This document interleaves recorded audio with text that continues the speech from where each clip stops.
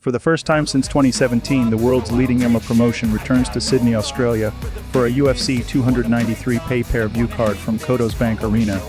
Israel Adesanya looks for the first defense of his second 185-pound title reign and sixth overall when he faces Sean Strickland in the main event. Heavyweight slugger Tai Tuivasa also returns to home soil as he looks to shake a two-fight losing skid when he faces perennially tough Alexander Volkov. As we draw closer to this weekend's fights, let's take a closer look at the biggest storylines entering of 293. 1. This is not an acceptable pay-per-view card. I know we have been through this conversation before in 2023. And yes, a fuck 293 lands within a month that is already loaded with extra special fight night cards, as it's sandwiched between Ufkaris and the SEP 16 Nochi Ufek event that features a title fight. Still, even with a few injuries that forced last-minute bout changes, this simply isn't the type of value, on paper at least, that UF typically produces on the PV level.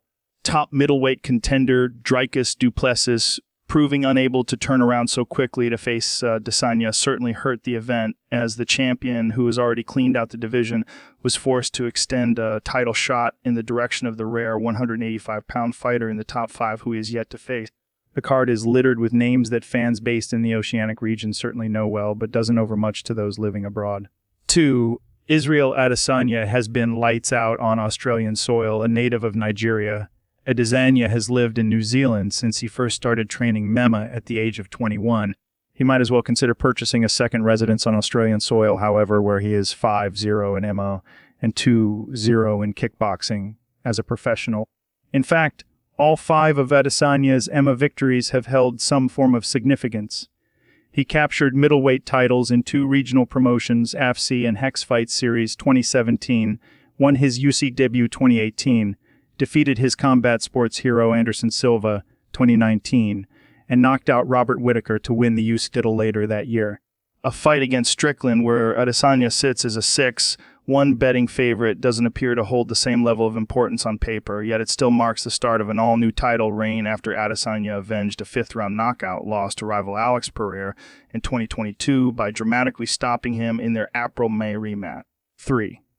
What type of fight week shenanigans does Sean Strickland have planned?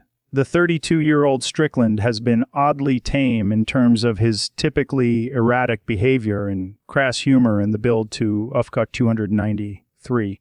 Some of that could be due to comments Adesanya made in August that the UFC was initially worried about booking Strickland for the fight out of fear he might embarrass the promotion.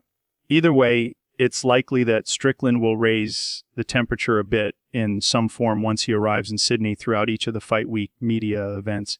Although Strickland is 8-2 over his last 10 fights, dating back to 2018, he has lost both times. He has stepped up to the elite level and isn't being given much of a shot by odds makers. He's nearly a 5, one underdog or media members, which begs an interesting question. Are we prepared to live in a world where Strickland is a suck champ? Although he's a big underdog, Strickland certainly has something of a puncher's chance against Adesanya. Or does he? Strickland employs an aggressive striking style, heavy on trunk and head movement from the pocket, but he has gone the 5-round championship distance 4 times in his last 6 fights, which can either be seen as a positive because of the experience accrued or a negative in the sense that he's not much of a finishing threat when he steps up in class.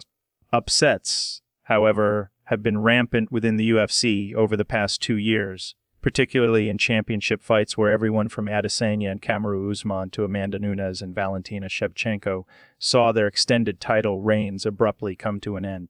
A Strickland victory would be shocking but not improbable to imagine. But what might be a difficult pill for some to swallow would be the idea of Strickland representing the brand with a UFC title around his waist. Depending upon your level of tolerance for shock humor, Strickland is either the master of uncomfortable jokes or an outright abomination with a microphone in front of him, as he typically goes out of his way to offend as many people as possible in ways that are anything but politically correct. Some of that is Strickland's natural lack of tact, but other times it feels calculated almost in a pro wrestling sort of way and straight out of the Attitude Era of the late 1990s. He's going to need a handler for sure should Strickland pull the upset, and hopefully 7-second delay anytime he appears on live television. 5. Is a Tuivasa coming or going as a UFC heavyweight threat?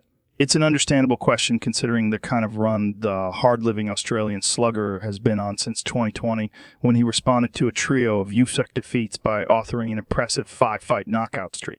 The success elevated Tuivasa to a much higher level, which brought with it bigger purses, viral popularity due to his post-fight shoey celebrations, and much more difficult opponents. Although Tuivasa was plenty game in a third-round knockout loss to Cyril Gane last September, he endured a tremendous beating in the process. Even worse, he chose to return only 2 months later in a fight against rising destroyer Sergey Pavlovich, who flattened Tuivasa in less than 1 minute. 9 months later, Tuivasa is back, but the matchmaking gets no easier in the form of Alexander Volkov. How much has Tuivasa used the time off to increase his cardio and round out the more raw elements of his technical skills? And has his strategy and philosophy changed at all as an all or nothing slugger who simply can't avoid turning every fight into a war?